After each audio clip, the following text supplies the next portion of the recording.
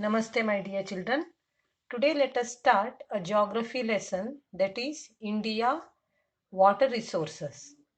Children, you all know that in India we consider rivers holy and sacred and we worship them, right? So it is very important to know about one of the richest natural resources of India, that is the rivers of India, that is the water resources.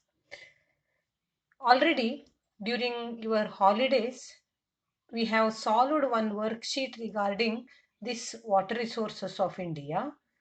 Now, let us study in detail about the rivers. So, being an Indian, I feel that it is very important to know where the holy rivers of India rise, in which states do they flow, in which direction they have their course, and where do they disgorge into. All these things it is very important to know. So, first of all, let us start the lesson by knowing the importance of water resource. You know that water is very important. We need water for many purposes. We need water for drinking, cooking. We need water for washing, then the generation of hydroelectricity, for industries, for agriculture. So for all these things, we need water resource. So now let us move. Let us know the sources of water in India. In India, we have sources of water as surface water and groundwater. So, rainfall, then rivers, then lakes, then tanks and springs are the important surface sources of surface water in our nation. Next, to start our study about the rivers of India, we can divide Indian rivers into two types. So, one is the rivers of North India and the other one is the rivers of Peninsular India. So, the rivers of Peninsular India can also be divided as west flowing rivers and east flowing rivers. Now, let us first understand something about the rivers of North India, North Indian rivers. These are also known as the Himalayan rivers. Here we have three main rivers. They can be called the river systems better. If we call them river systems, it would be better. You all know that the three important Himalayan rivers are river Indus, then the Ganges or river Ganga, and river Brahmaputra. These three are the important North Indian rivers or Himalayan rivers. First, let us know something about river Indus. River Sindhu, it is also known as river Sindhu. So, popularly it is called river Indus. So, river Indus, it rises in Mount Kailash in Tibet. Okay. Then afterwards, it flows towards the northwest, then again it flows towards the southwest, then enters Pakistan and joins the Arabian Sea later near Karachi. Okay, its length is 2897 kilometers, but it flows only its course in India is just 709 kilometers. Then its main tributaries are Jhelum, then you have Chenab, then you have Beas, then Ravi and Sutlej. These five are the important tributaries of river Indus. So, in India, it flows only through the state of Jammu and Kashmir. So, here I'll show you the river Indus, course of river Indus. See, you can see here. So, here you have Mount Kailash in Tibet. Okay, river Indus does not rise in India. It rises here in Tibet, which is now the part of China. Then it flows towards northwest like this. You can see here. Okay, then it turns towards south. It flows towards southwest, and finally it disgorges into the Arabian Sea. You can see here this one. Which one? Your river Indus. It flows through only which state of India? That is Jammu and Kashmir. Okay. So this is about river Indus. Next comes the longest river of India and the most important river of India, that is river Ganga. Okay. So river Ganga, its length is 2525 kilometers and it is the longest river of India. You should remember this. It is the longest river and it rises in Gangotri Glacier. Okay. So in Uttarakhand state, this river flows through 5 important states of India. They are Uttarakhand, then it flows through Uttar Pradesh, then Bihar, then Jharkhand. Finally, it enters West Bengal. Then it flows through it enters Bangladesh. There it joins river Brahmaputra, and when it joins Brahmaputra river, it is called river Padma. Okay. Then its important tributaries are Yamuna, Ghagra, Gandhak, Ramganga. Then you have Gomukh, then Son, then Kosi, then Sharada. So these are some important tributaries of river Ganga, and among these tributaries, Yamuna is the longest tributary of river Ganga. So this is about river Ganga. Now let us know the course of river Ganga. See here, children. So here in Uttarakhand, your river Ganga rises. So when it rises in Uttarakhand, it is called Bhagirathi, children. Then it flows like this here through the states of Uttarakhand, Uttar Pradesh, then your Bihar, then your Jharkhand, then your West Bengal, and finally it enters Bangladesh. There it joins river Brahmaputra and it is called Padma there. Then it finally disgorges into the Bay of Bengal. Then next comes the third important river system of India, that is river Brahmaputra. Okay. So river Brahmaputra, it rises again in Tibet. Okay, in Manas Sarovar. It rises in Tibet in Manas Sarovar. Then it flows towards the east, then enters India through a narrow gorge in Arunachal Pradesh. Then it flows towards, it changes its direction, flows towards west, then turn towards south. Then finally it enters Bangladesh. Then there it joins river Ganga. Then it finally disgorges into the Bay of Bengal. So here the other important names of river Brahmaputra are, children. In Tibet it is called Sangpo. In Tibet it is called Sangpo, and in Bangladesh it is called Jamuna. Then finally when it joins with river Ganga, it is also known as river Padma. Already you have learnt about it, right? Then this Brahmaputra river, it forms the world's largest river island. It is called Majuli. I hope you all remember, and I hope you all have watched the video which I have sent during the holidays regarding this world's largest world's largest river island, that is Majuli. Okay. Then let us see the course of river Brahmaputra here. Yes, river Brahmaputra, it rises here in Manasarovar in Tibet. Then it flows towards east like this, and it enters Arunachal Pradesh here. Then it flows like this. Okay, in the state of Assam it flows, children. Then finally it enters Bangladesh and finally it disgorges into the Bay of Bengal. So these three are the important river systems of Himalayan mountain range. They are called Himalayan rivers. Now let us know something about the rivers of peninsular India.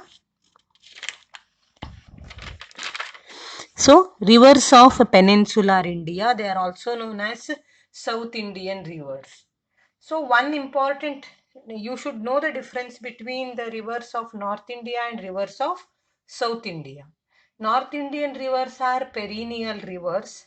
They flow throughout the year as they get water from rainfall during rainy season, and during summer and winter season they'll flow with the help of molten water of Himalayan mountain range. Whereas the South Indian rivers, they are not perennial. They'll be full during rainy season. But another important difference between North Indian and South Indian rivers is North Indian rivers, they slow comparatively. They flow slow comparatively comparing to the South Indian rivers. South Indian rivers, they flow in the mountain regions because see, peninsular, they are known as the rivers of peninsular plateau, and that is why they are swift flowing. Yes, now coming to the rivers of peninsular India, South Indian rivers, there are 6 important South Indian rivers: River Mahanadi, Godavari, Krishna, Kaveri, Narmada, and River Tapi.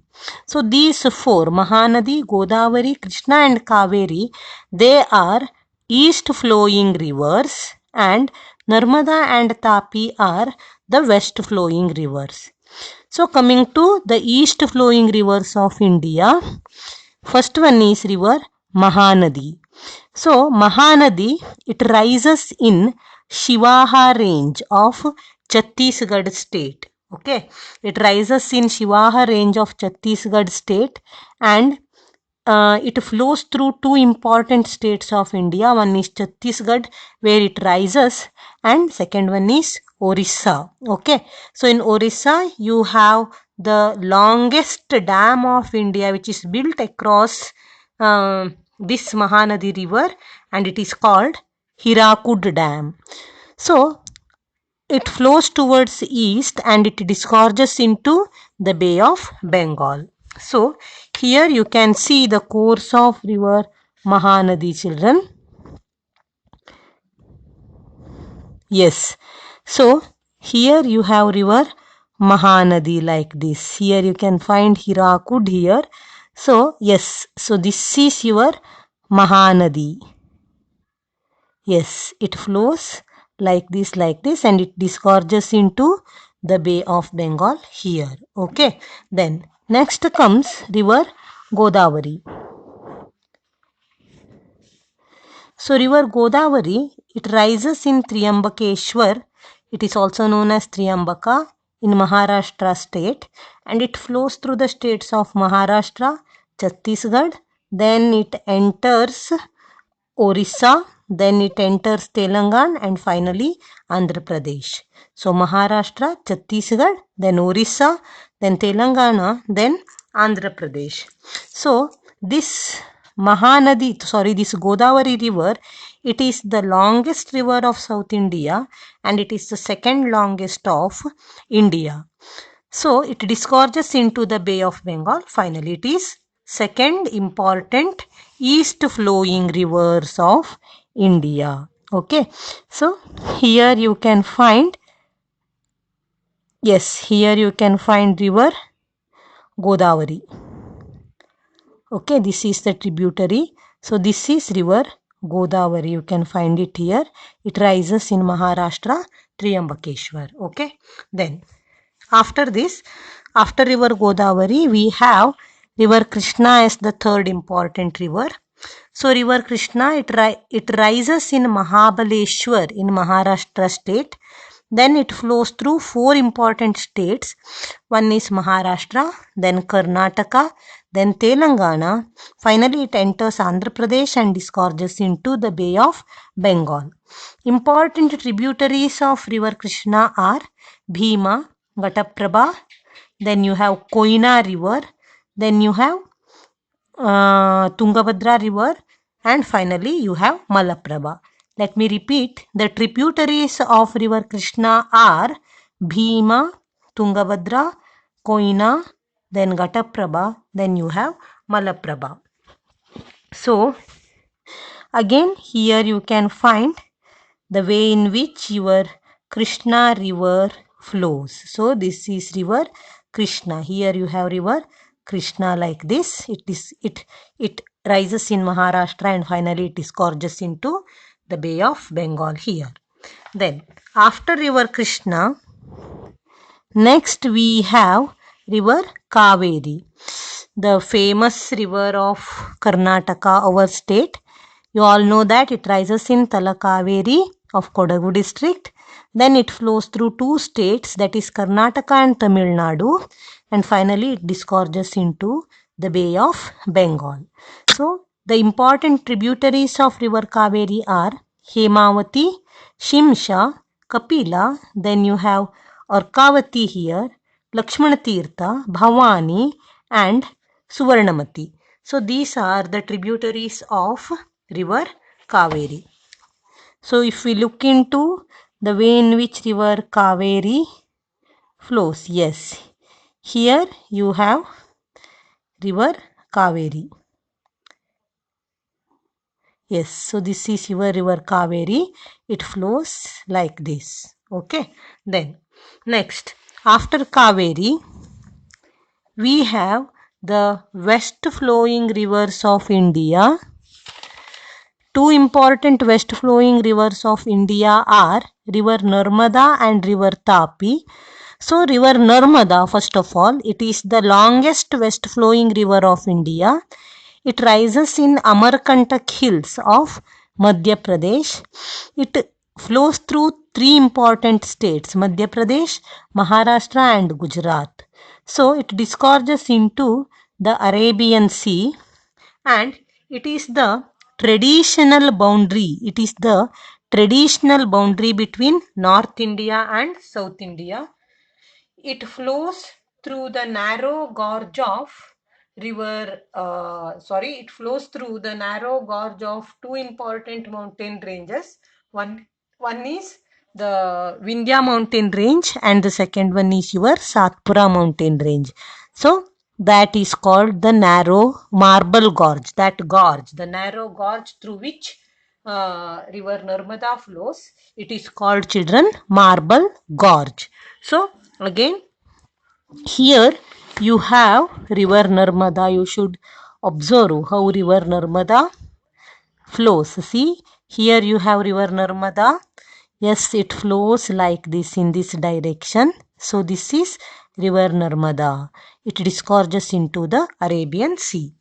Then after river Narmada, we have another important west flowing river, that is river Tapi.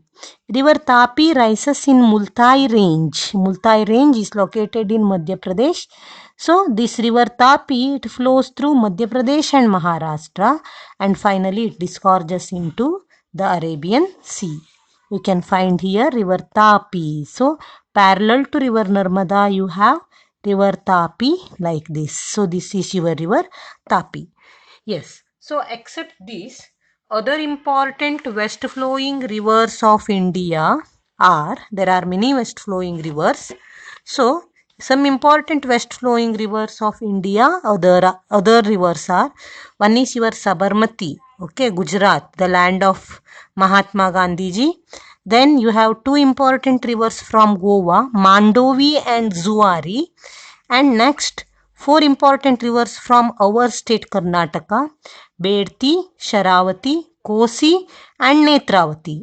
Then you have river Periyar in Kerala. So these are the other important west flowing rivers of India. Children, about the rivers of India, I'll send you some two videos. The place where they rise and where the states through which they flow. It is very clearly shown in those two videos. Kindly observe that.